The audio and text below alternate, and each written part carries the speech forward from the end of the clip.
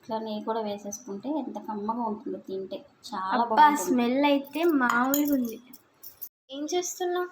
Ready అయిపోయింది రాగి పొట్టు. రాగి పొట్ట?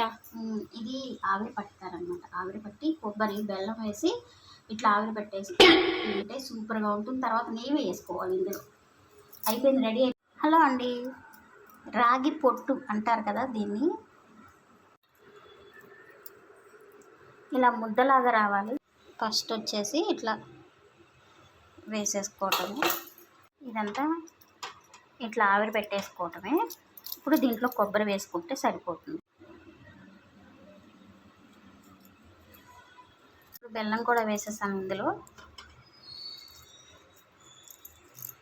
అంతే. ఇప్పుడు స్టవ్ వెలిగిచ్చేసేసి ఇలా ఆవిరి పెట్టేసుకోవడమేనండి. నేను క్లాత్ కట్టాను, గిన్నెలో వాటర్ పోసాను.